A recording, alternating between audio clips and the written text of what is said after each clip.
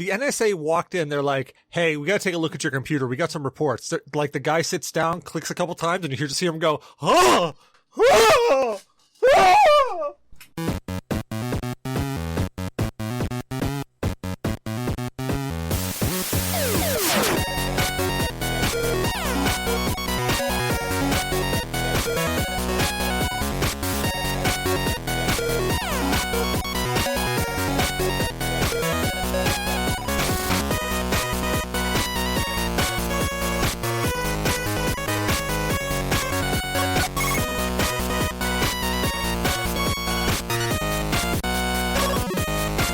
Welcome to the G.N.A podcast, Games, Nerds, and Alcohol, where we get drunk and have to deal with stray kittens.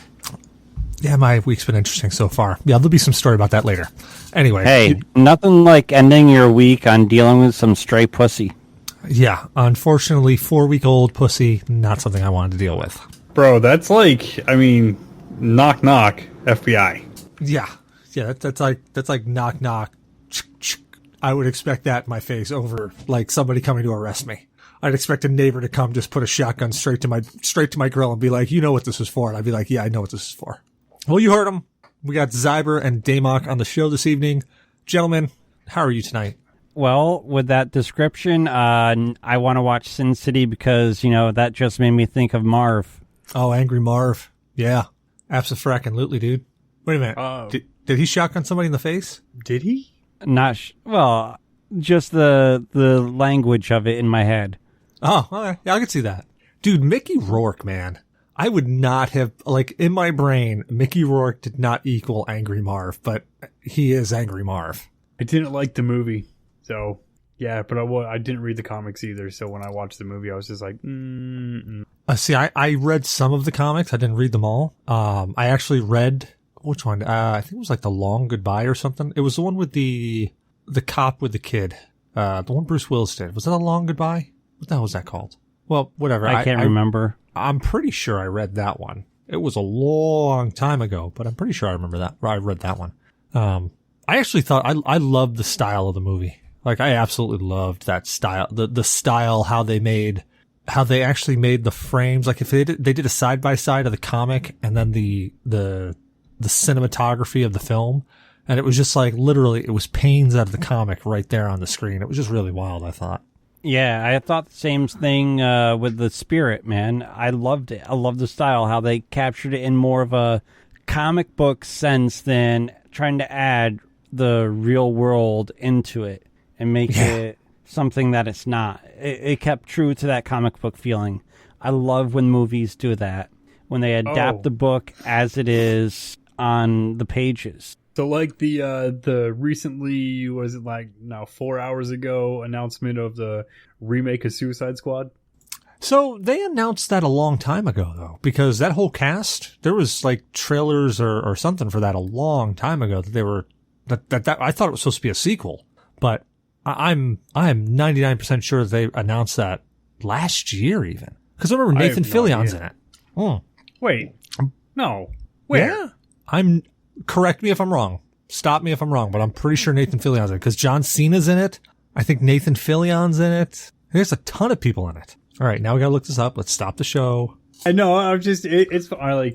I'm not tracking that he's in it, but okay. You said it's got Pete Davidson, John Cena, Jared Leto, Margaret Robbie. No, this is the old one. Yeah, Nathan Fillion right there. Yeah, Nathan Fillion. Yeah. Hold on. Okay. I'll link you. What the fuck does he play? Who does he play? What? That's a great question. That is a great question. It's really weird because when you himself. look it up, right, when you look it up, it says Suicide Squad 2, but the movie is just called The Suicide Squad. It's a reboot. It's really weird. Yeah, anyways, it's gonna fucking Stallone's suck. So I don't because know the first one. I don't know whether it's a reboot or whether it's like a story that's happening in the same universe, but just differently, or I don't know.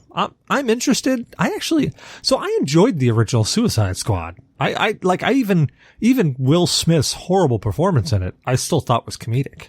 One thing with it also, you have people like Sylvester Stallone in it where you don't know who he is. It doesn't say in the cast thing. It says N. Oh, N?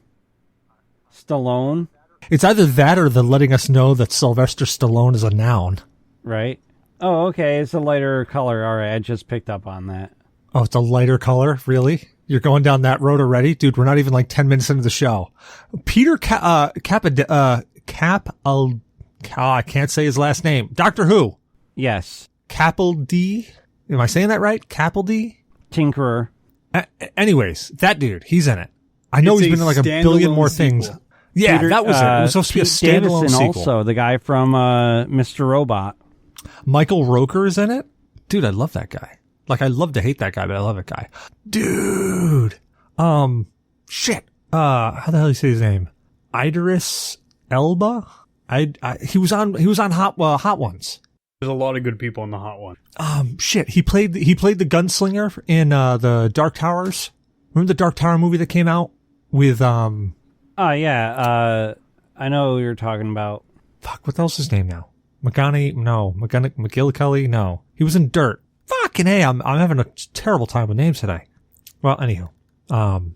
Actually, you know, which movie, man? Because he was in a shit ton since 1999. He was in the Dark Towers. He was also in, God. Like, was the Dark Towers TV or movie? No, there was only a movie of Dark Tower. There was a TV of The Stand. I don't think there was a TV of the Dark Tower. No, there's a movie, 2017, The Dark Tower. Yeah, So, that's the only one. That's the only Dark Tower that I know of. Is that one? He's Hemdale. He's Hemdale in Thor. Okay, yeah, and he's also Hemmendale in Infinity War. Yeah, he's Hemdale in the Marvel Universe. I can't say his fucking name. He was also in Pacific Rim. Okay. Yeah, it's Idris Elba. Yeah, I can't say his fucking name, but that dude, he's in it too. Yeah, there's a bunch of people. I'm going to distract this whole podcast on this because I don't know about tonight's topic. Yeah, I know. I'm like going down that route too. Like, I'm okay. Well, getting back on track. Yeah. So first off, what's everybody drinking? Like, we got to get down that. We got to kick that off. So I'm actually drinking tonight. So I'm actually going to go last instead of first because I'm always fucking lame. So Damok, what are you drinking tonight, man?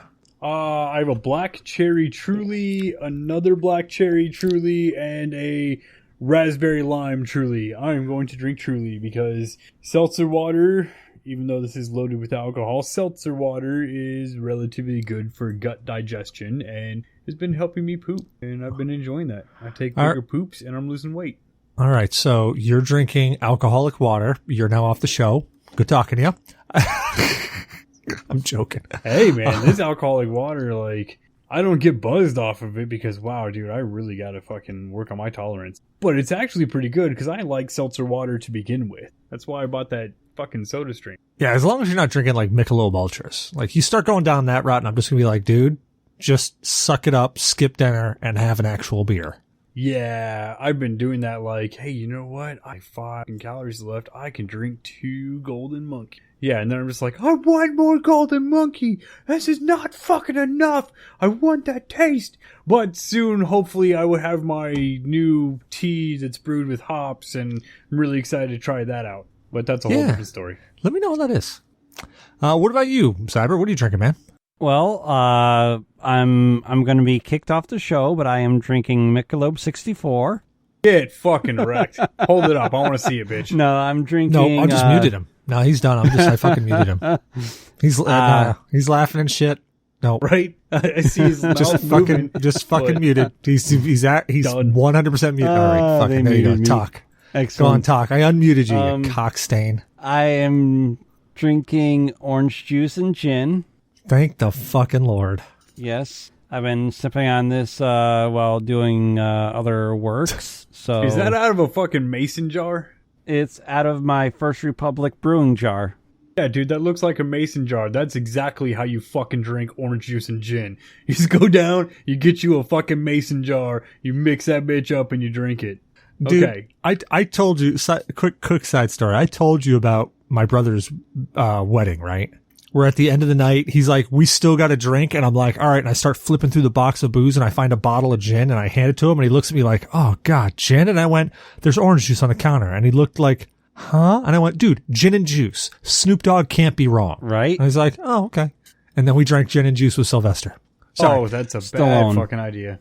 Oh, yeah. So what, orange juice and gin, you said? So what gin?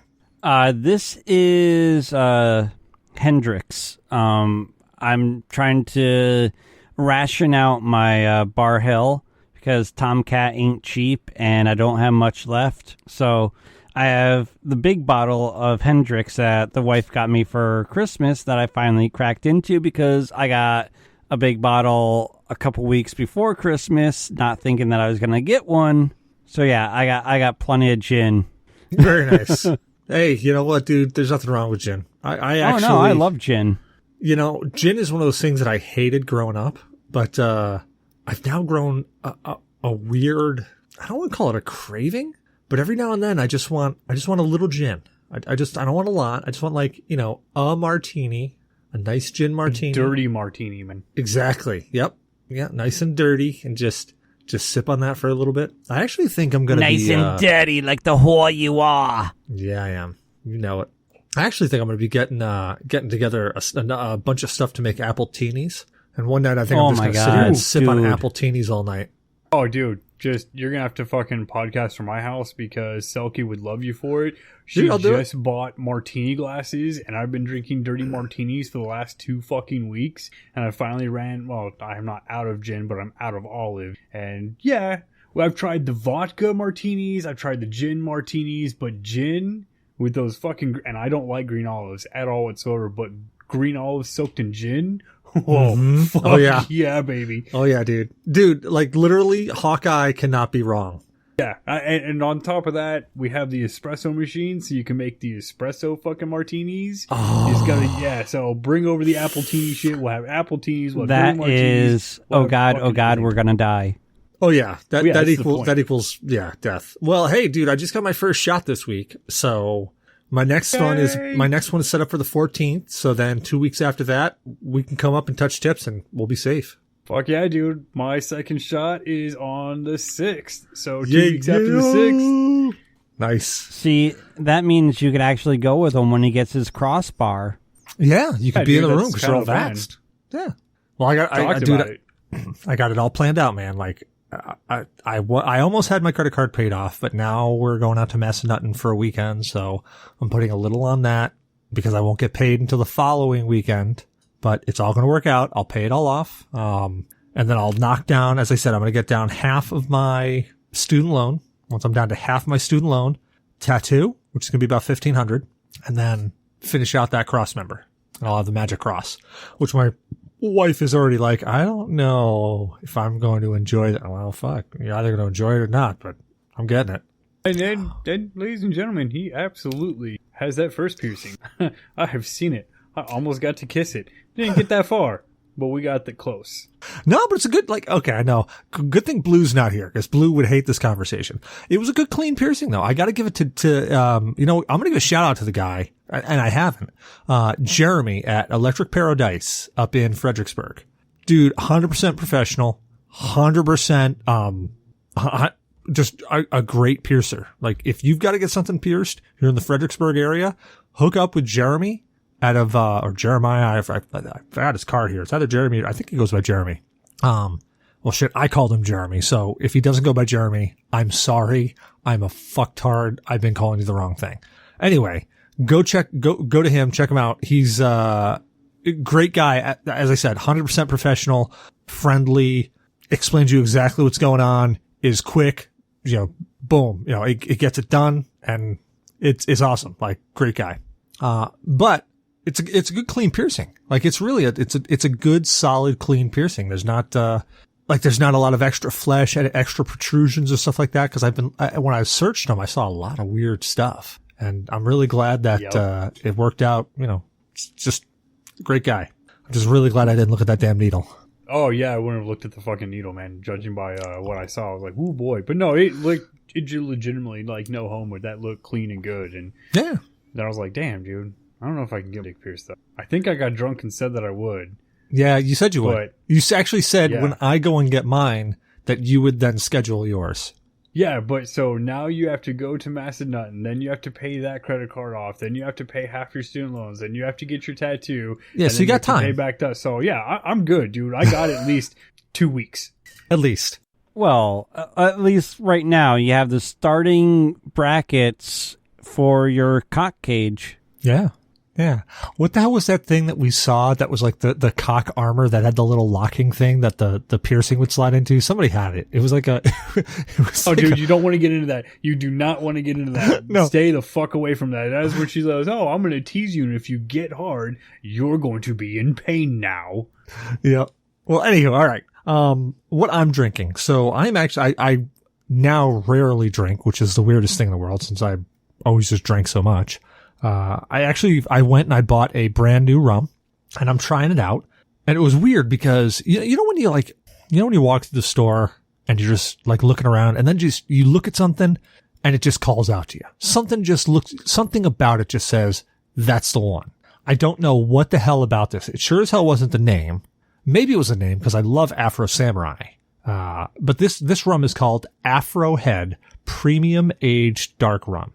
It's a 7-year aged dark rum, and I'm showing it up there. It's I'm showing the guys here, and you guys can't see it. You guys can Google it if you want to. It's Afro Head. It's got a nice caramel color to it. I mean, it's got a really, really nice color.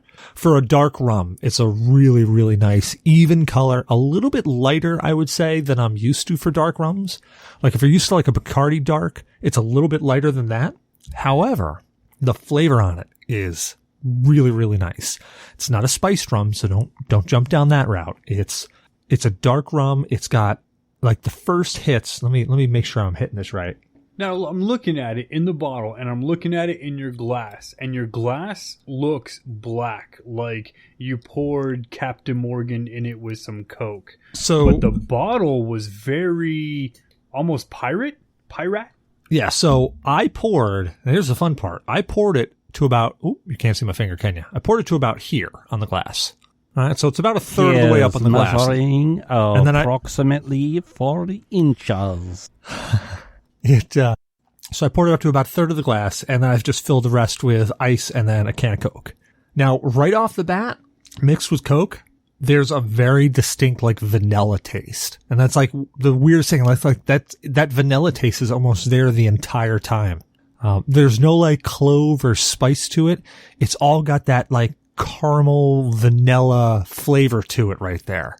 It's super smooth. I'm actually really disappointed in myself because typically when I try a new rum, as everybody knows on this show, if you heard me before, I usually pour it into a shot glass and I try it, but I didn't grab a shot glass, so I can't pour this in anything and try it. And I'm not going to be that guy and put my lips straight to the bottle on this one since it's a brand new rum. But I think this is going to really taste great just as a sipping rum as well, because it's very, very smoothed out, very mild. In fact, the amount of rum I put into this glass, I can't even taste alcohol. Like, there's no burn whatsoever. Also could be that I'm an alcoholic and I don't feel that anymore. I don't know. I'm not a doctor. So, on that sip mixed with whatever beverage you have in there with it, what, Coke Zero? Yeah, I think it's like Coke Zero, Pepsi Zero, one of the two, yeah. Does it taste like a rum with the rocks or without the rocks, straight up? In this drink? In that drink, as it is, if you were to pour some as a sipping rum, would it be over rocks or just straight? Fuck. Just from your initial taste on that. I'm just going to go get a glass. I'll be right back. I was going to say, he's peer pressure's a bitch, isn't it? Well, yes, but he's going to actually have to taste it. Like exactly, that's what I'm making him do. Well, yeah, but tasting it with like Coke Zero, does Pepsi make a zero? I know they have a no-calorie Pepsi, but man, Coke Zero is the most disgusting fucking soda. No, I take that back. Diet Dr. Pepper is just, it tastes like vomit. It's carbonated vomit in my mouth. Oh, I can never fucking do Diet Dr. Pepper. Is disgusting. But let's see what it tastes like because peer pressure. Fuck you. All right. Good job, So, Pepper. Right? I mean, inquiring minds want to know. You can't half-ass it. No, you're right. And I should have been prepared, but I was rushing like crazy. Oh, please tell me that is not a break in my glass. No, it's not. I freaking had a crack in this glass. All right. Fucking cat hair, man. All right. So here's the weird part. The smell of it right off the bat is harsh. Like it's way harsher than I expected. Like $2 Chuck harsh? Yeah. Like $2 Chuck harsh, man. Like it's stinging on the nose. And he's going to fucking sample it, and it's going to be, like, worse than Captain Morgan, but it's going to be it cuts very good in Coke. Oh no, it's nice. No, it's real nice. Like on the nose. So I'm sipping out of a brandy snifter. So I think the snifter might just be kind of like taking all of that like alcohol that's evaporating off and just kind of funneling it right into my face. But no, that's nice. I mean, you're drinking a good amount of it there, and if you're saying it's smooth. Yeah, it's got a little bite, but those vanilla notes are not nearly as prominent as when it's mixed. But there's a little bite there. So cola cutting brings out the vanilla caramel note. Like yeah, so like if I was gonna say pick this rum up and do this with it, I would say mix this rum. On its own, it's nice, but I like to drink it out of a brandy snifter. So it like that first aroma hit is really harsh, like it's rubbing alcohol harsh. But the sip, like when I pull away and I roll it around and I like really get it over the palate, it's got a nice flavor. You get those really dark rum to it, and there's a bit of a bite. But then as it washes down, like the bite takes over and the flavor is almost completely gone. Like I've got, just sitting here talking to you, I'm getting little bits of vanilla notes right now. And it's been, 30 seconds since I took the sip. So like the aftertaste is very, very light, but very subtle and light. Not like with when it was mixed. It was vanilla notes all the way off the bat. So I would really put this as a mixing rum. But so not as good as like getting a bottle of Pirate. What was, if you don't mind my asking, what was the cost of this bottle? Because it looks like it's more than Pirate, so milliliter wise. This was a $39.99 bottle. It was like it was a $40 bottle. It wasn't expensive. It wasn't like it was an $80 bottle. It kind of falls in that same realm of Pirate. I think it's a little bit more expensive because it's a $7.50. So I think it falls a little bit more expensive than Captain Morgan's, because I think Captain Morgan's is about $30 for a $7.50. No, you can get Captain Morgan's a lot less. Yeah, dude, Captain Morgan's is cheap as shit. Like, all right, hold on. I think I'm thinking of private stock. Here's the kicker: that or Sailor Jerry. Am I mixing? Yeah, you said it's a mixing rum, right? So exactly. That or Sailor Jerry. Yeah. It's a tough one. I really like Sailor Jerry. Like I'm a bit biased. Dude, everybody likes Sailor Jerry over Captain Morgan, especially for a mixing rum. But how would this compare? You know what? I'm going to pick up a bottle of Sailor Jerry, and I'm going to do a side-by-side, and I'll tell you then.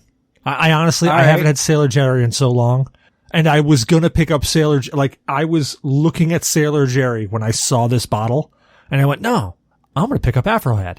It's calling to me. I've had Sailor Jerry. I know what that's like. I want to try something different. And I picked up Afrohead. I'll do a side-by-side. Maybe not next show. Maybe not the show after that. I might do it. I might not even do it on this show, but I'm going to do a side-by-side. Fair enough. But anywho, so if you're, I'm actually going to take the rest of this and mix it in with the rest of my, my other drink, because it tastes better as a mixer.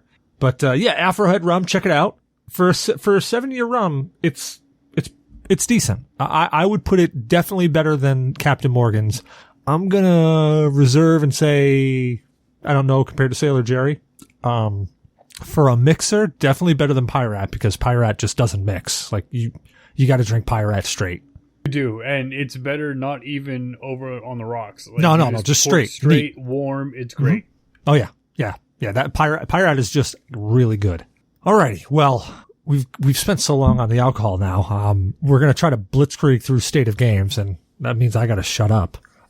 My State of Games is super simple. I have been playing a little bit of this, a little bit of that. I've actually been reading more about games. I've been reading into BattleTech because I really, really got some, I got some campaigns I got in my head, and I want to get into the BattleTech world. And maybe not so far, the first campaign might not be full on into political intrigue. It'll be more of, backwater woods type of thing. But I've got some campaigns in my head that I want to go, and I really want to get a BattleTech campaign going, because I fucking love gigantic robots fighting. I fucking love it.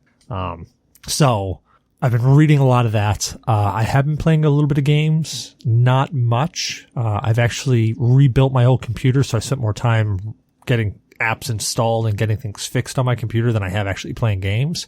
But I was playing a little bit of MechWarriors 5 to feed into that BattleTech need, and I was playing a little bit of BattleTech, the actual game BattleTech, which if you haven't played that and you like big robots attacking, that's a game to play. And there's something else I've been playing. Oh, Final Fantasy VI. I jumped back into that because, man, that's a game I haven't played in forever, and I need to get back through that. I'll probably throw Chrono Trigger on the list here at some point in time. What about you, Zyber? What's your state of games there, Goss? My state of games is very simple. I've been playing Animal Crossing with the wife, and that's it.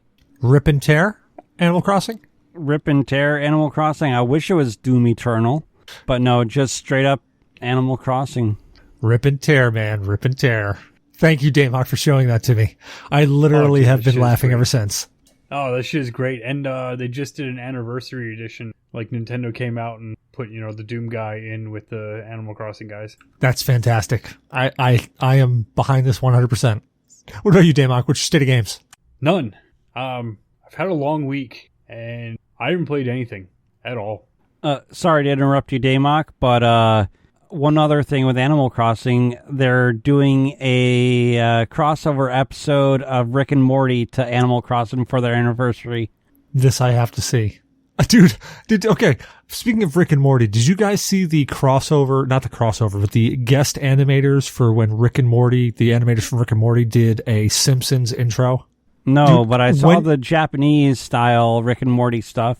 When you get a chance, Google that intro because it's like an 8-minute long intro, and it's fucking fantastic.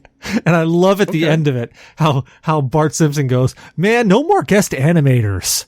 We'll have to look that one up. I've seen the same one Zyber saw with the Japanese animators doing it, and that was funny, but I haven't seen the other ones. Oh, I've kind of fallen off Rick and Morty, man. Like, it's good, and it's really fucking funny, but now that they have the spin-off shows, and they're using literally the same voices and pretty much the same characters, it's pretty fucking bad, dude. Well, that was like Beavis and Butthead and King of the Hill and all that shit. Yeah, and that was... I liked King of the Hill because it actually had a storyline to go with it. Beavis and Butthead never really had a storyline, aside from the movie, right? They were short, 3 fucking minute chops before they played a music video. And I was like, okay, but now, like, Rick and Morty, I believe the same guys are making the 2 alien guys in the fucking Hulu original show, and it's awful. Oh, well, that's no bueno. That's not a good thing. We want good things. Well, that's Damok. I actually enjoyed that show. I know the one he's talking about. I enjoyed it for what it was. Well, check out the Simpsons episode. Check out that Simpsons episode with the Rick and Morty guest animators. It's worth watching that intro. And like I said, watch the Japanese intro as well, because that one was really good. But I'm going to watch the Simpsons intro right after this podcast. Well, now, what we're actually all gathered here to talk about, what I've gathered you here today, we're going to talk about a topic that's been, we're going to call it not only a dead horse, but it's a dead horse that's been buried and dug back up and buried again and dug back up and then buried again and then dug back up and dragged to Mordor and thrown into a volcano and brought back out as obsidian and still beaten. We're going to talk about Lord of the Rings, the Fellowship of the Ring. But we're going to talk about the book because everybody's seen the fucking movie. What you got to do is you got to get civilized and fucking read. No, I tried that. Apparently, I'm banned from the local library. Well, you're supposed to wear pants. Yeah, but there wasn't. It said no shirt, no shoes, no service. You're right. They didn't say anything about pants. You are accurate there. So shame on them. Well, Lord of the Rings, quick synopsis. If you didn't already know, was written by J.R.R. Tolkien. That man was born in South America back in the 1800s. He died, I think, in 1973. His son, Christopher Tolkien, took over for him, like, way later on, released a bunch of unwritten stuff for him. But we're really just focusing on the Fellowship of the Rings, which, if you haven't seen the Peter Jackson movie yet, skip it and go read the book. Just, the book is always better. It really is. Disagree. I think the movies are better than the book. Really? Oh, man. I disagree with that statement. I say the book is better than the movies. Now, I've got to go into the Robert Kennedy for this. I feel that the books were way better than the movie, but it's okay if we have differing opinions because that's what we are here to talk about. Never books have mind more the dead detail. hookers in the jacuzzi or on the beach. When The I good old returned, family estate. Mary Jo and the car were gone.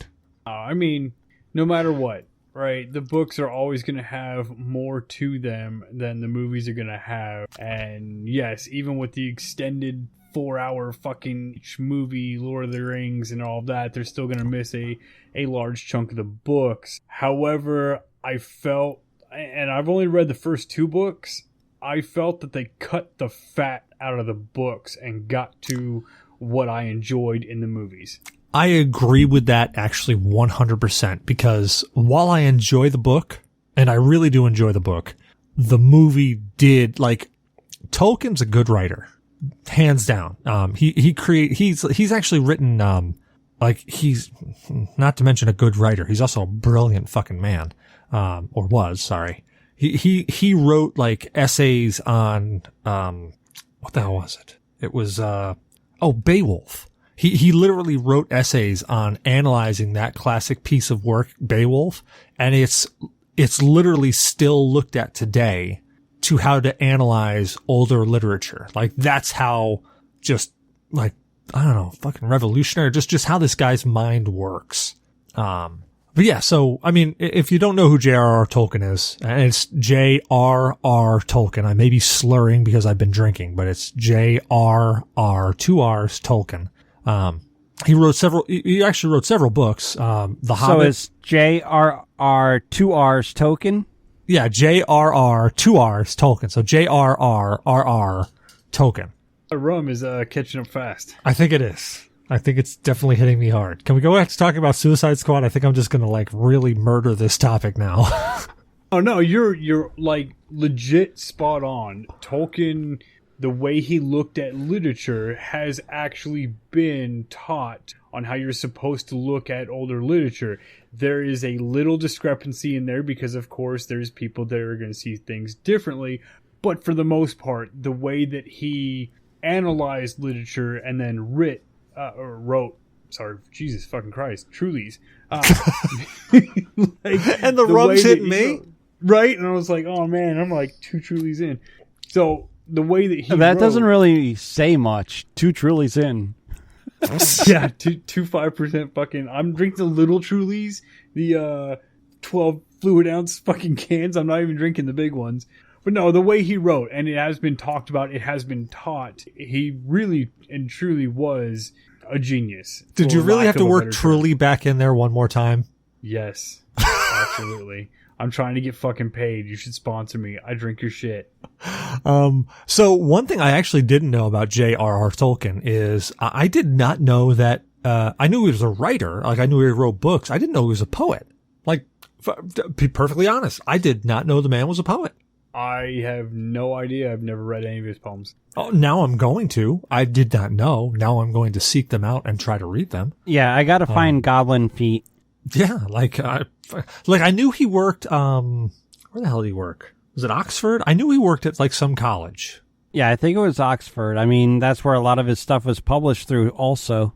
Yeah, so I want to point out I am so sorely unprepared for tonight's show. I am going off of virtual memory. The only thing I just Googled was literally his name because I couldn't remember what JRR stood for, which I'm a horrible human being. Well, I should know it.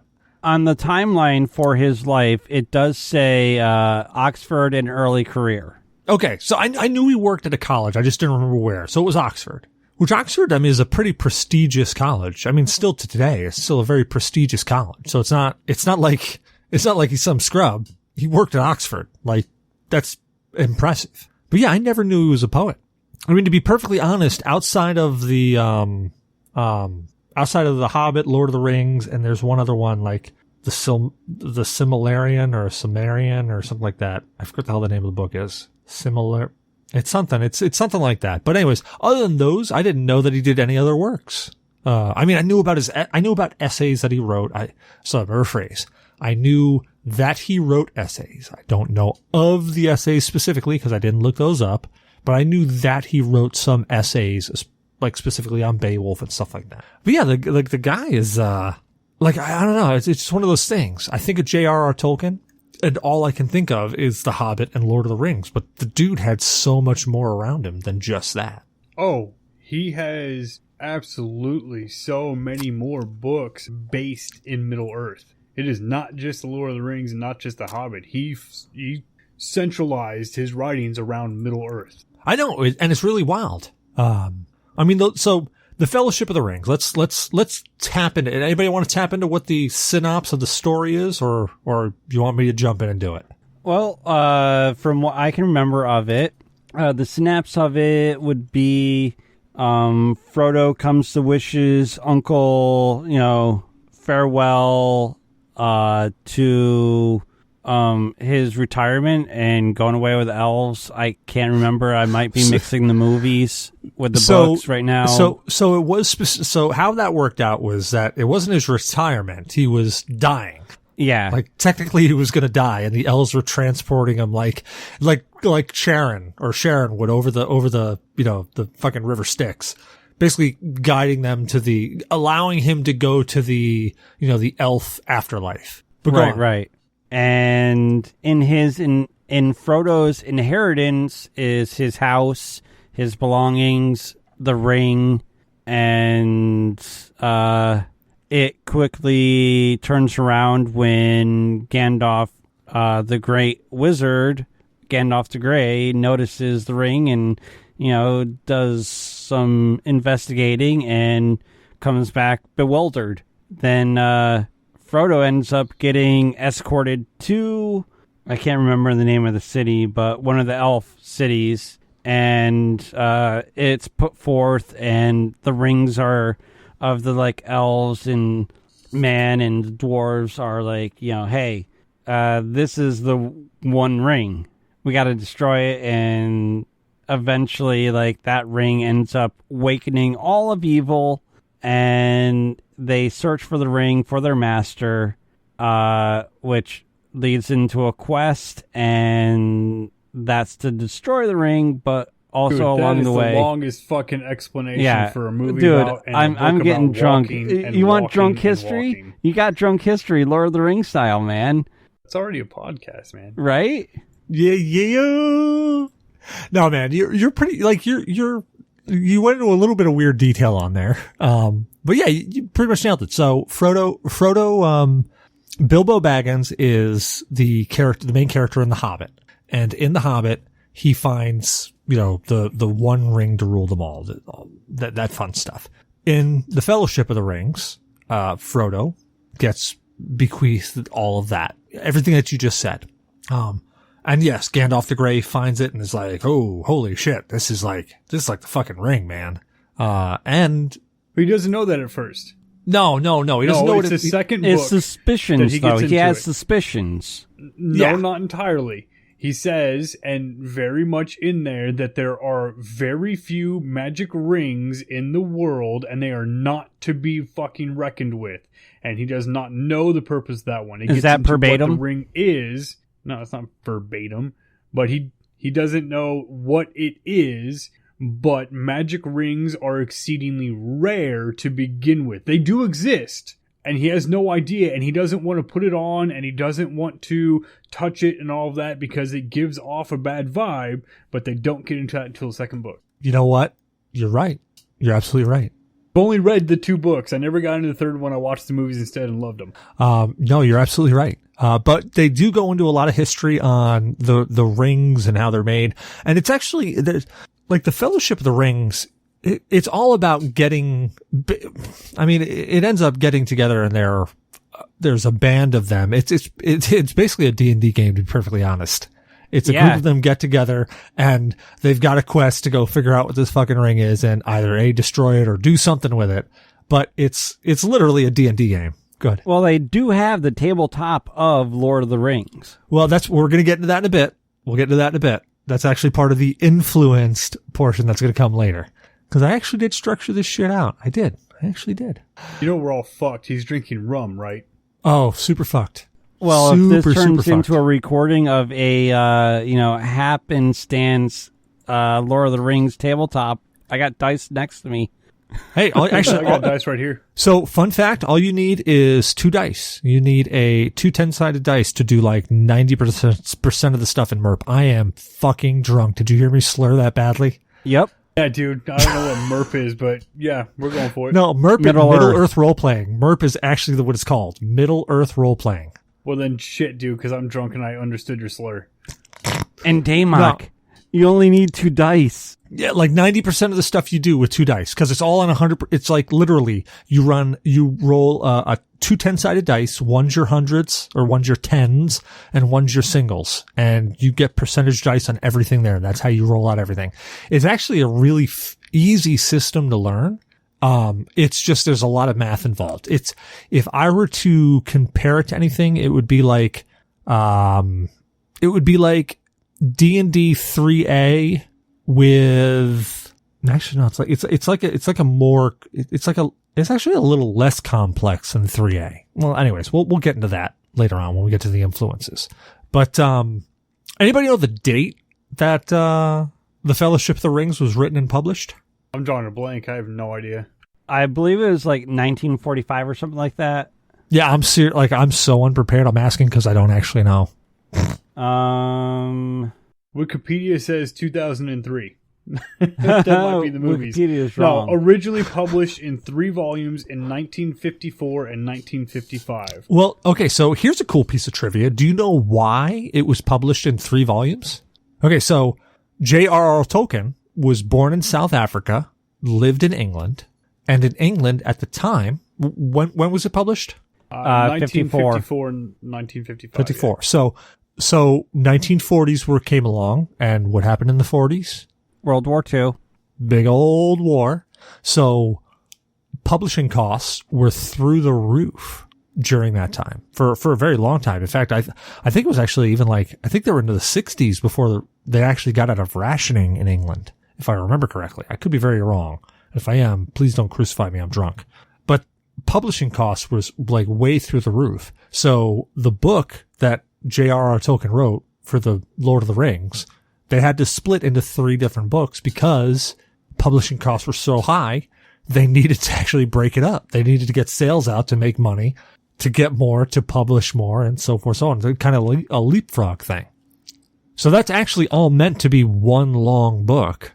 It's just, they couldn't publish it that way. They had to separate out into 3 separate books.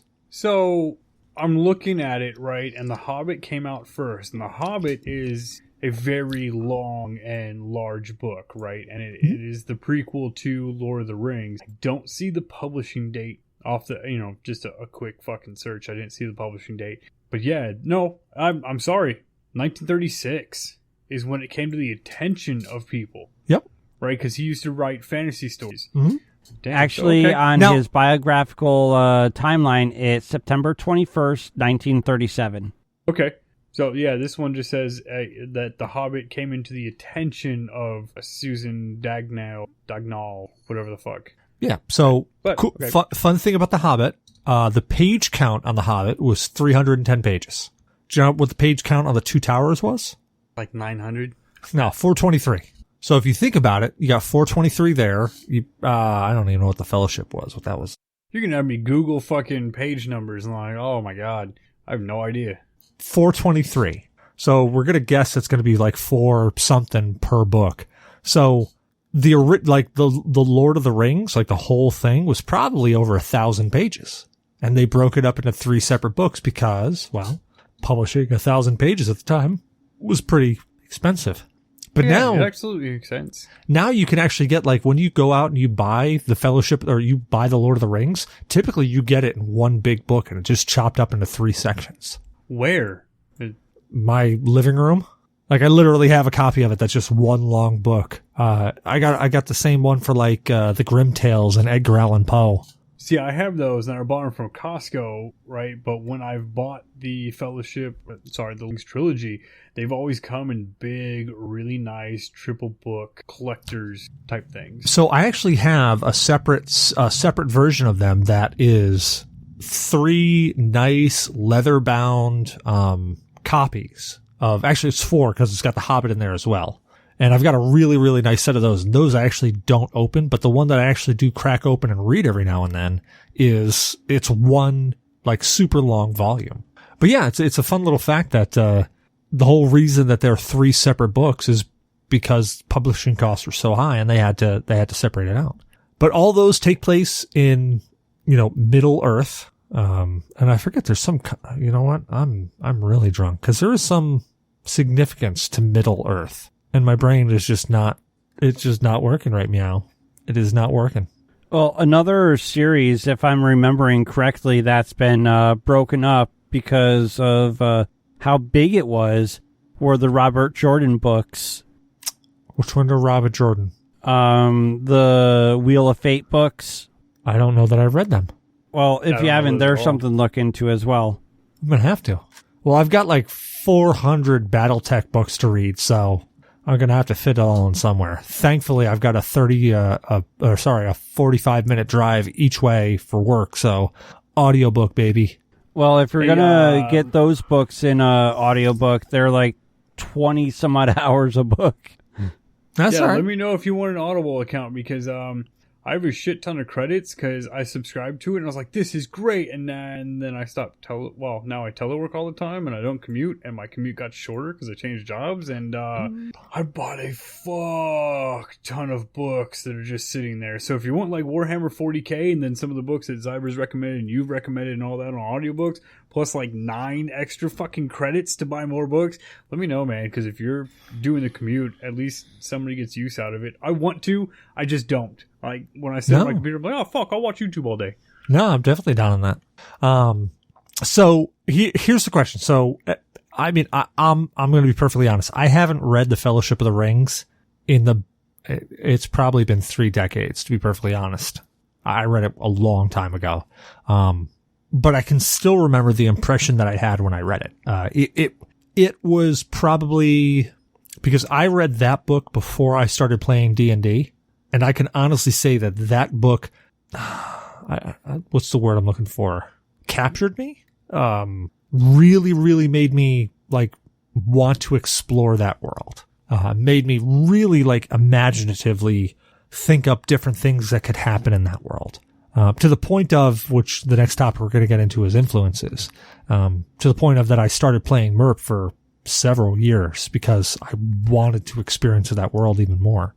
But what were your, like, Zyber, do you remember the last time you read it? Do you remember your impressions when you read it? Yeah, when you and JR introduced me to Lord of the Rings, I loved it. Absolutely loved it. And then, it was JR that introduced me to the books. You introduced me to the videos. When you say videos, you're talking about the cartoons, right? Yes. Okay, cool. Because I was like, those cartoons were fucking amazing. At least The Hobbit and The Fellowship of the Rings was. Yeah, they were. They were pretty amazing. I remember going to that farming store that rented videos and getting them. Salem Farm Supply. Yeah. You're absolutely freaking right. Holy shit. That's where I rented Final Fantasy IV for the first time. Same here. And then accidentally lost it. Lost. Big air quotes there. Lost it. Then they called my mom and made me pay for it. Oh, so bitch. Well, so like, what do you like? I don't know. I don't know what I'm fucking fishing for here. Like, what was your like when you read it? What did it drum up? What did you feel like? What was your standout impression? I mean, I know you loved it, but like, was there anything else behind it? Yeah, it captivated me. It made me feel like I was watching that world, like it was a real world to me at that age, because I felt so absorbed in the story. Okay, I can get that. What about you, Damok? Do you remember do you remember when you read it? Do you remember what the impression you had of it was? I do. I was 12 or 13. I watched The Hobbit, the animated movie that they made, and I was so hooked, and I fucking loved it. I tried to read the first book, The Fellowship of the Ring, at, 13-ish. I think it was 12, 13 I watched The Hobbit. I could not read it. It was too rough and all of that for me at the time. I ended up at 17 going back and reading the first book, not enjoying it as much as I thought that I would, but pushed through and read the second book. And at that time, the movies were right around the corner. And, after reading the first two books, I watched the first movie, and I'm sorry, I think the movies are better than the books. I liked peeking in on the world, but there was so much extra that was just No, don't be sorry, extra. man. Don't be sorry at all. Dude, the movies were amazing. The movies, so the thing that I love about the movies is that they took the imaginative state that I had from reading those books and they put it onto the screen. Like things... They did a great job doing it. Yeah. I loved the movies. I think that they're better than the books, but that's a personal opinion. No, that's... Yeah, I remember, all right. like, after reading the books, because we lived in an area filled with woods and everything. Oh, yeah. Running through with a branch, like you're some kind of elf or something. Yeah. Oh, yeah, man. Oh, yeah. Yeah, No, and but I mean, when we talk about the movies, watch, and I know it's 3+ hours, watch the extended edition. Those are worth it. They still cut a lot of the book fat out, but wow, you get so much more to them story-wise, the small missing parts that you don't get from the 2-hour movie. Well, so, like, one of the things that I can remember from the book, and this might be in the extended edition, but Old Man Willow. Remember the willow tree that actually eats the hobbits? And I can't remember if it's Frodo or if it's Pippin who's got to go and get something to free them. And I forget how he tricks Old Man Willow to release them, but he ends up releasing them into like the river or some shit like that. Granted, bear in mind, I haven't read the book in like 30 years and I'm going on memory. So please, if I'm screwing this up hardcore, don't crucify me. Rum is also involved. But I just remember that, like, I remember watching the movie and Don't going... crucify him. He already pierced his dick. Yeah, I already stabbed myself. I actually paid somebody to stab me in the dick, so... Which is fun. Okay, side note. It's funny because I actually went to the urologist too, and I just realized in the past year, the only times I've been stabbed have been in the dick. Like, Sorry, Blue. Like, I finally got stabbed in the arm for this friggin' vaccination. And I had to text my wife, hey, this is the first time in a year I've been stabbed any place other than the dick. Sorry, Blue. Yeah, dude, I'm okay with, not getting stabbed in my... It's really not that bad. Like, it really isn't. Granted, I'm not going to tell every pain single goes one away. Yeah, I'm not going to tell every single one of you to run out and get stabbed in the glands because, like, there's a lot of nerve endings up there. There's a lot of shit that you can lose feeling for. I mean, Luckily, you got stabbed, 2 or 3 times when you're getting the pronies thing? Oh, yeah. She stabbed me I think it was 3 times that urologist stabbed me. And like the first one, it was like, oh, hey, this is going to make me hard. Then 2 hours later, I'm like, hey, is there like a stabbing round 2 that'll make this not be hard? Because this is kind of starting to hurt. 4 hours, man. You're good until 4 hours. Dude, do you know why the 4-hour mark? Do you know what actually happens at 4 hours? Is it Congealed like blood? necrosis or something? Yeah, necrosis. That's what happens. And if you don't know what necrosis is, it's where shit starts to die. It rots. Yeah. It's not dying. It's rotting Yeah, at that point. you don't want dying and your penis to be in the same word, like in the same sentence. Like those are things that you want to keep very, very separate. You want to keep them Take very ground far recluse apart. bites very seriously. Your penis is choking. That is bad. Yeah. Basically, like blood goes in and blood doesn't come out. All that blood has to do something. And if it's not doing something good, it's doing something bad. Really puts a twist on the blood pudding. Oh God, I can never eat blood pudding again. Oh, I'm always going to think that in my head now. Oh, the little medallions. Oh, some dude with a 4-hour erection. Oh my God. Oh no. Oh God, I hope it wasn't a pig with a 4-hour erection. Getting back towards the book, and since we're only talking about the first book, it gets a little hard. Pun intended, actually. It gets No a little needles hard involved? to talk about. Yeah, no needles involved. The first book wasn't that good, personally. Like, it brought in the characters and it gave you a lot of background. It wasn't till the second book that the story, for me, really started to come together. I agree. But, there was too much There was a lot of character development. There was a metric ton, like the whole book was character development to me. And it was and like, it's great. It was. It's hard and to like read. The description of the Shire and stuff like that, I felt was awesome. I felt it was spot on, and I really, really enjoyed it. Like I can literally picture the Shire in my head. Oh, and not just Bilbo Baggins and not Samwise Gamgee and all of his fucking buddies. No, the whole Shire. All of them. The whole Shire. Yeah, you're right. The whole Shire, sitting back, you're like, wow. And the movies don't do that any justice. No, like, they touch on it good. so quickly. And it's like, there's so much there.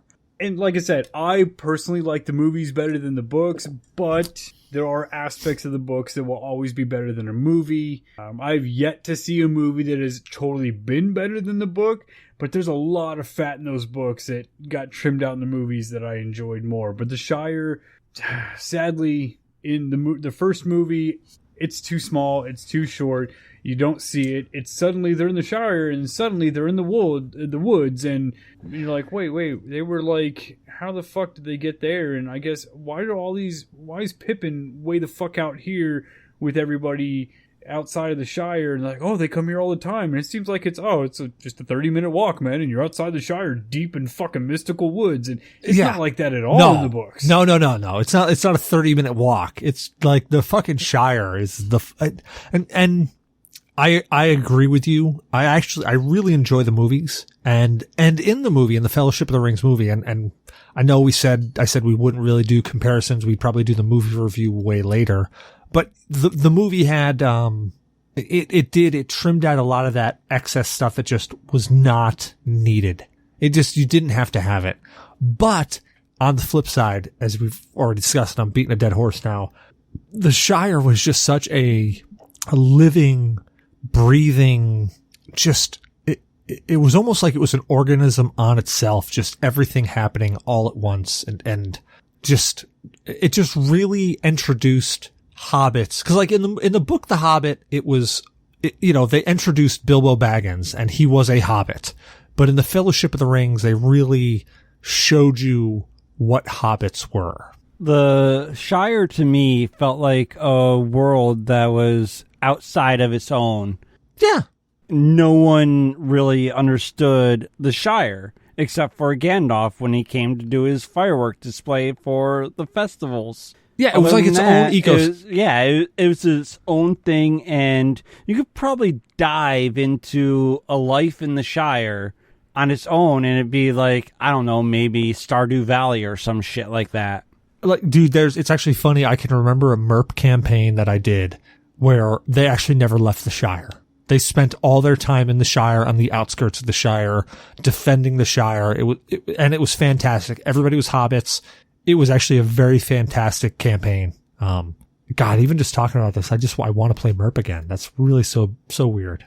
I mean, you guys are both right. Like, the Shire is, I know I'm comparing the movies, but the movies show it, right? They show the map, and they show how big the Shire is, but they make it seem like it's a 30-minute walk, and they're deep in the fucking woods and all of that. But the Shire is massive. The one part about the hobbits... When your legs are that short, it's more than a 30-minute walk. Yeah. It actually could only be like a mile across, but your legs are that short, and it does feel like it's forever.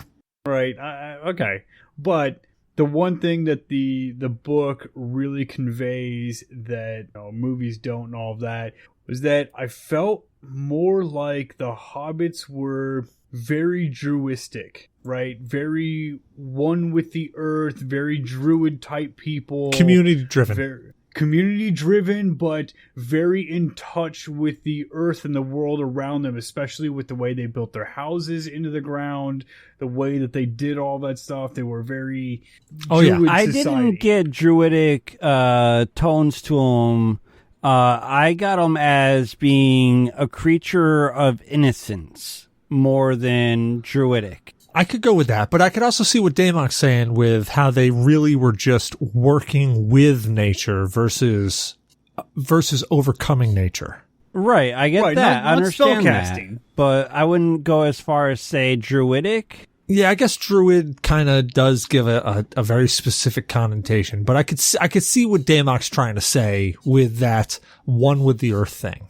Right, druids aren't I mean, in D&D they are and all of that, but druidism is more you're in tune with the living environment around you. Yeah. Right? They were very similar, like the elves are absolutely druids. Oh, right? yeah, 100%. In Lord of the Rings, they're 100% druids, and the hobbits are very similar in that way, but yes, with that extra. So the elves obviously have seen war and know war and have seen and understood evil, where yes, like Zyber was saying, the hobbits have not. They're more on the innocent side. Oh yeah, I see things, that. Yeah. But they're still very druidic, and that's why I think the elves kind of like and understand the hobbits more across the board. So, do you guys remember the woo? Let's just get into the realization of it, the like nitty gritty. Hobbits are just hippies. They do like to smoke. Hippies are horrible human fucking beings, dude, and they need to be lined up and executed. Okay, now we just showed the kids the trial of the Chicago 7 and had to sit down and explain why the two hippie assholes are actually pieces of shit, along with the judge and the police, because the rest of the people were good. Disclaimer time. Damok's views are Damok's views. They do not necessarily represent all of G.N.A's podcast views. We don't necessarily feel that hippies are pieces of shit. However, everybody has their own opinion, and we respect that. Now on with the show. No, but I agree. There's definitely that feeling of earthism or, and I could almost say it like the classic like Celtic or Druidic feeling for the hobbits, but like so. And I've been thinking about it here. The elves, while I would put them as in like in that same vein of touching with Druidism, they also have like these grand cities and these I almost want to call them monstrosities, because they live for so long. You know, elves, Noldor elves or Nolder elves, however you want to call it, they're literally, they're eternal. They're immortal. They live however long they want to. And I mean that literally. They live however long they want to. And when they finally say, I'm done, I want to die, they die. But one thing that came up to mind kind was of like in D&D, sorry to interrupt you, when certain races of elves reach a certain age and pass away, they're just reincarnated. And they experience in their youth every last bit of their prior lives until they reach adulthood, when everything fades. I'm not aware of that. I got to read into that more, but I can go with that. One thing that I did think of while we were talking about actually the elves and the hobbits, do you guys remember the woo? I think they're called the woo. So not off the top of my head now. I may have this completely wrong, but I always remember that.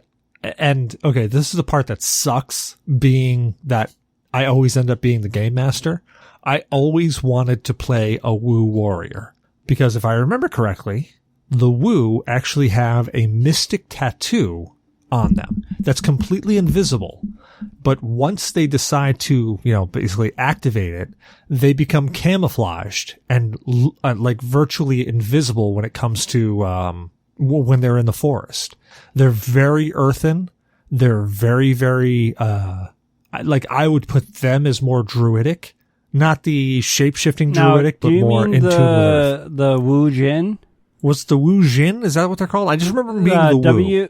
W-U, there's a space, J-E-N. They're a species of elf that have elementalism. I can't find anything related, but I could not the spelling. Yeah, no, I'm not finding anything off the quick search for the Wu. They were a separatist type elven organization. Hey, and ladies and gentlemen, welcome to the Damok Show, where he trashes hippies. No, I don't know of a separate elvish organization.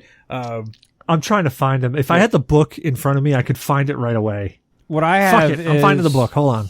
Is that they're single goal orientated elves. They have one goal in mind, and that's it. Like, yeah, and they do have special tattoos that grant dark elves. That grant them special abilities, I guess you could say.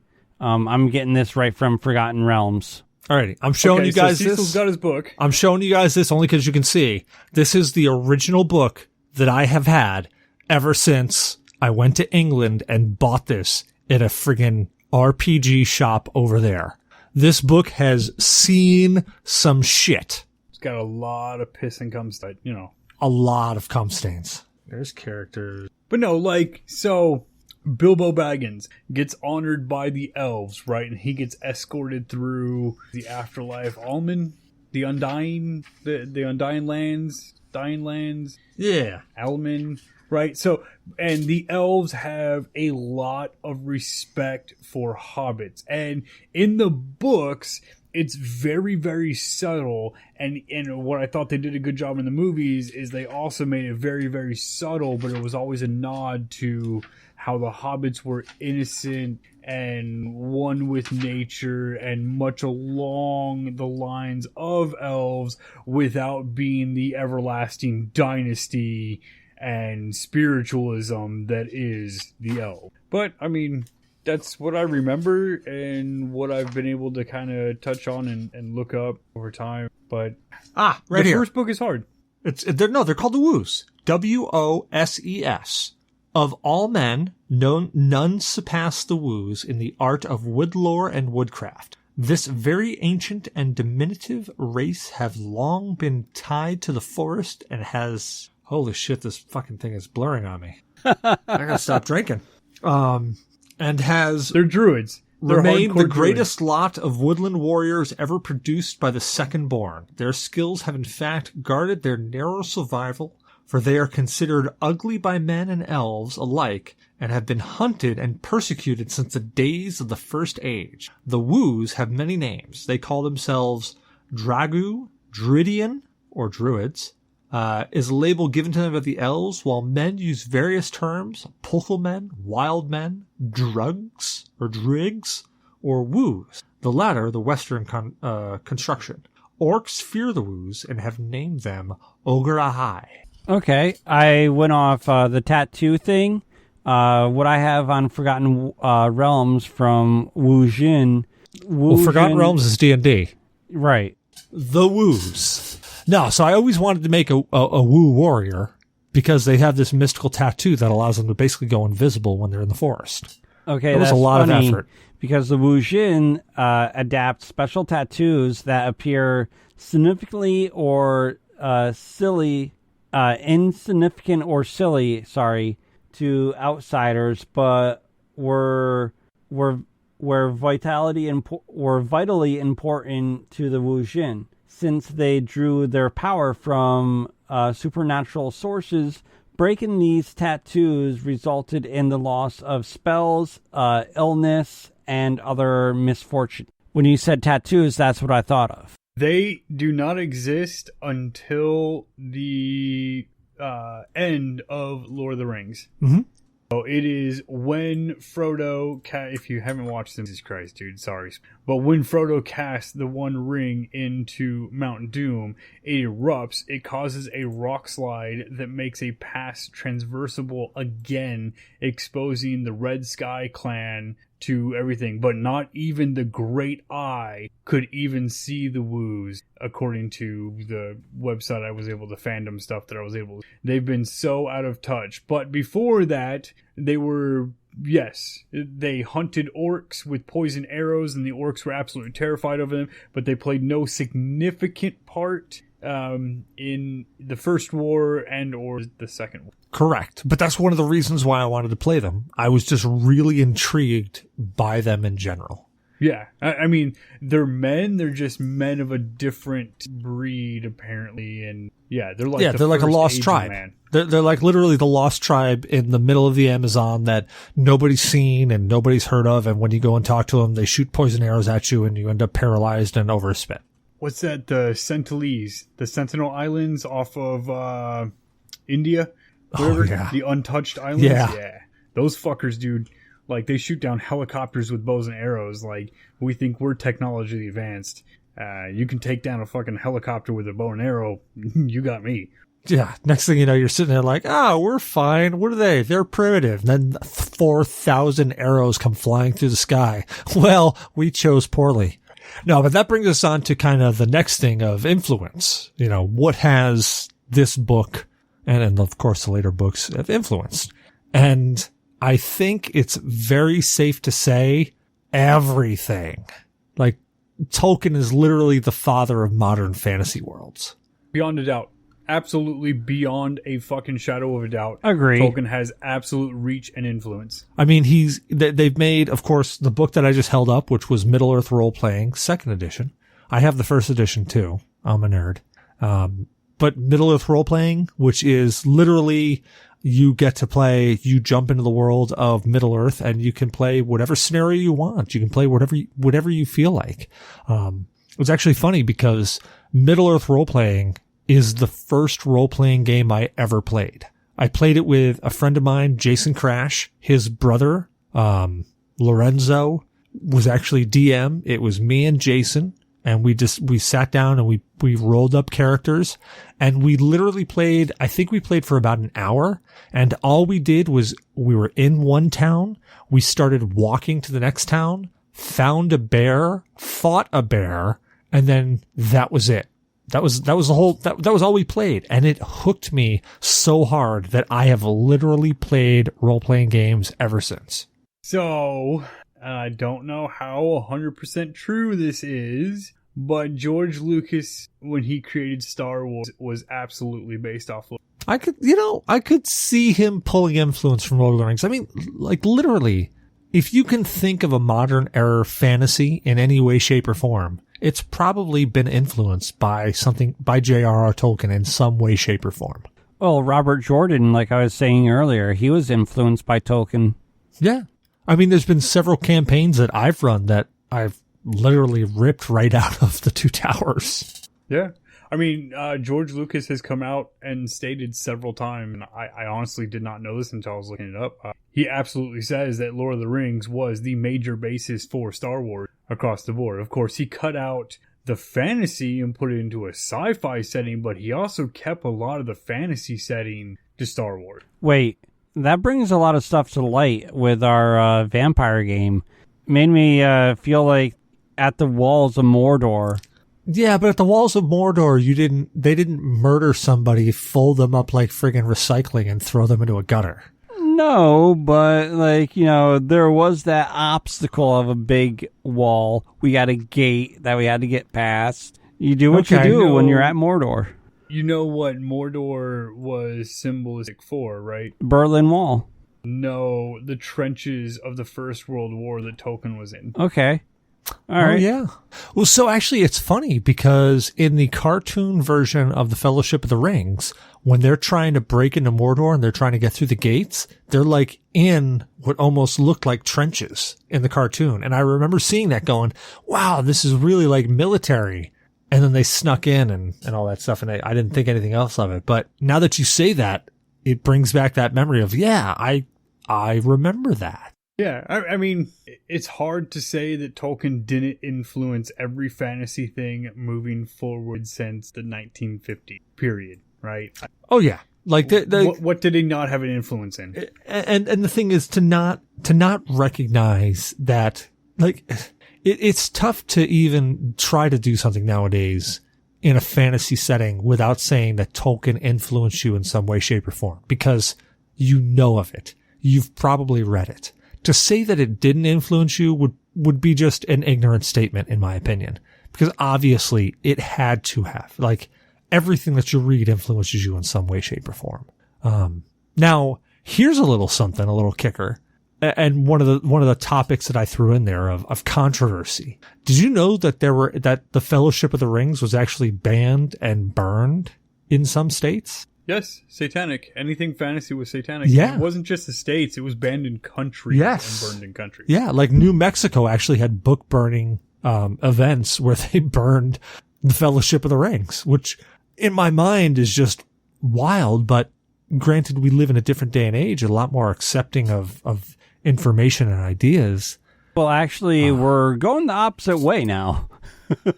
Well, I mean, there's an argument there. But that's an argument probably not for this show.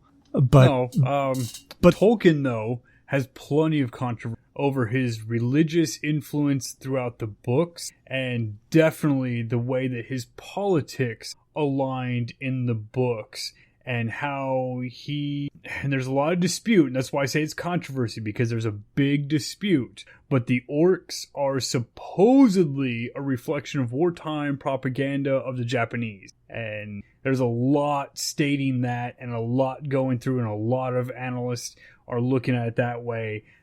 There's lots of, and I'm gonna have to look up the fucking term, but it is, the Lord of the Rings, all 3 books are embodying scientific racism, that there is a pure race and all of that, and moving forward with, genetics are better, which is very weird, because then it gets into where he's anti-Nazi, and he's been anti-Nazi, so he wouldn't get into the race. Like, there's a lot of controversy, and I don't know if it's controversy from the books, or if it's controversy of Tolkien as the author as a whole, that really gets into it. But they do a lot of comparisons and pull shit out of his books and say, no, see, the orcs represent the Japanese. And I'm like, I never thought that reading the books. Nor have I. See, I never thought that, but I did think of genetic engineering or genetic working, because the Uruk-hai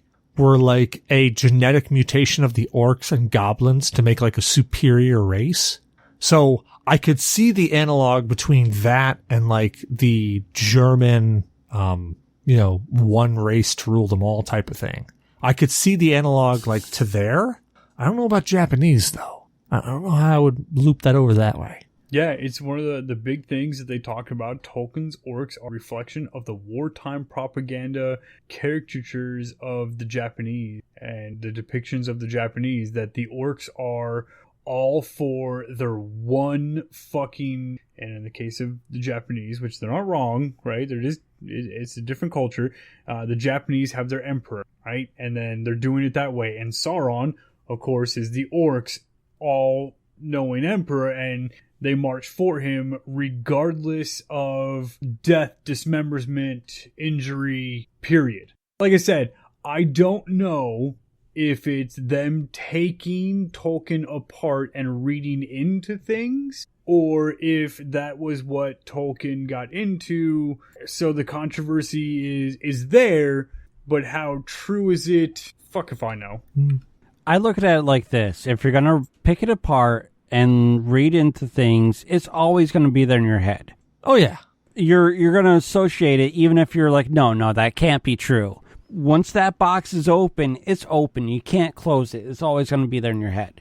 You're going to mull around on it and then try to rationalize it, and then probably come to some decision on either side of, okay, it is, it isn't. Well, I can see where they got that idea, but it doesn't match here. Once that box is open, it's open. Yeah, it is hard to unsee stuff. Exactly. Always. Did you know that Tolkien was a devout Catholic? I did know that.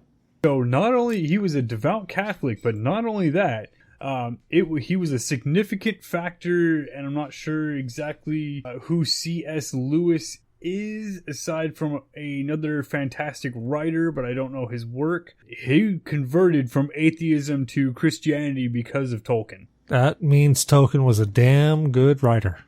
Not just that, like, people said his books were satanic and evil because they depicted shit, and here you have a diehard Catholic writing these books, and it's supposed to be a battle of good and evil. Hold on. You're getting it wrong, though. Christians hate Catholics. It's the wrong side of Christianity. That's a Wait, hold on. Catholics hate Catholics. Like, but that's okay. Hold on. That's a different podcast. Yeah, we're getting into a different topic there, so let's ring that back in there. No, there's been we're talking controversy. Yeah, right? Yeah, we are talking controversy, and we're kind of skirting that line where the G.N.A. kind of, where we got to start being a little careful. So on that note, I mean, we've actually been at this for a while. So, I mean, I'm pretty sure that we could continue talking about this for the next 4 or 5 hours And we probably still wouldn't scratch the surface of everything that we could possibly talk about. Oh shit, we're on the first book, man. We got 2 more. I know. Well, that's why I said this was only going to be the first book this episode. The second and third book would come later because there's just so much to talk about. Well, you better be able to come at least 3 more times or 2 more times. So, oh, dude, I can do that. And that's like a 30-minute stint. That's one episode, man. That's easy. I say if it's not 2-3 times, it hasn't been enjoyable. Exactly. Well, like I like to skirt the edge of things, and I know you're going to wrap this up, and it's going to be a good time. But looking at Tolkien and comparing things across the board, man, there's a lot of. We could probably do a whole episode on just the controversy over his books. God, yeah. Oh, yeah. Entirely. Well, that's why when I reached out to you and was telling you about what we were going to talk about, and you were like, controversy? I'm like, yeah, controversy. And like, I didn't know there was one. I'm like, dude, yeah, if there was, we're going to find it. Oh, yeah. There's not just a little bit of controversy. There's a lot of controversy. And not just Decades. the Lord of the Rings books, but yeah, it's fantastic. But honestly, when you look at it, I don't understand why there's controversy in this day and age. And I'm not sure that there is any more. There just was during the time. Mm-hmm.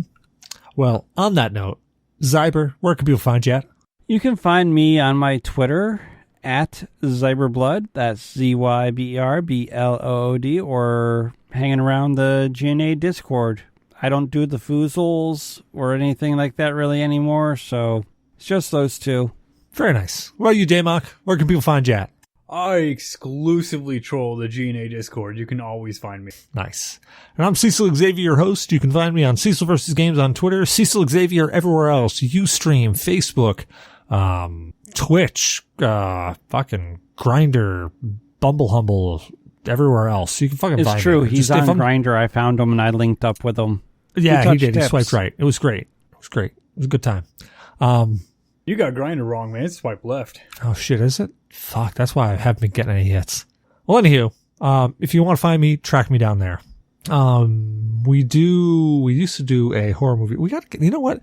Even if it's just like once every other month, we got to get horror movie night going back, because there's been some really great horror movies coming out. I really, really want to watch Five Nights with Nicolas Cage.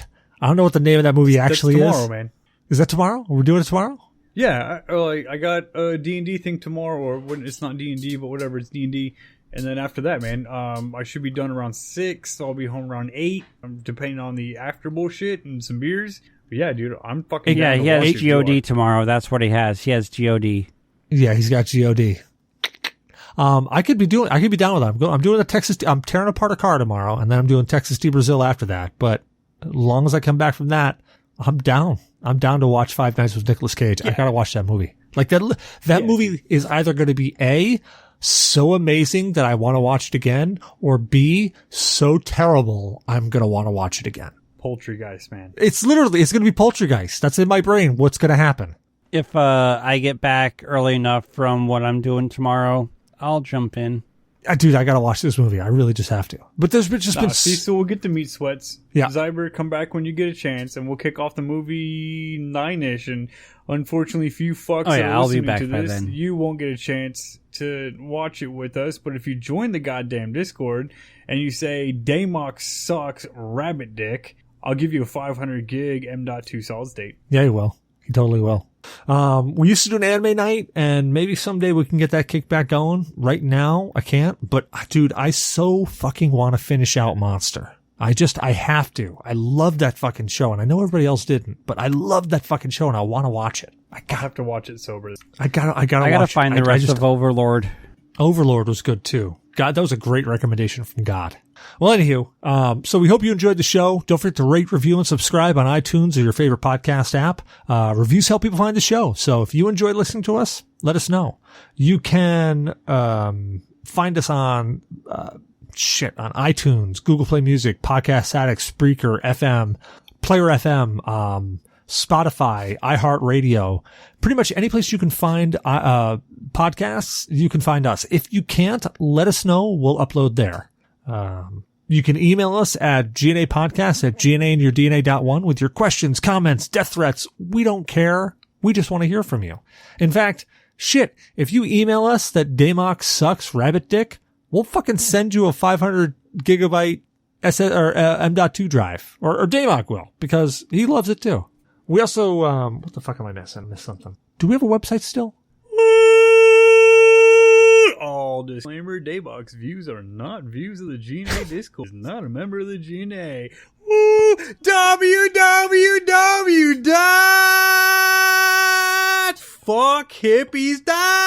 www.fuckhippies.com. Don't actually go to their website. I don't know who owns it or anything about it, but you could probably go to G.N.A. Discord or DNApodcast.com. One of those will get you there. Just Google G.N.A.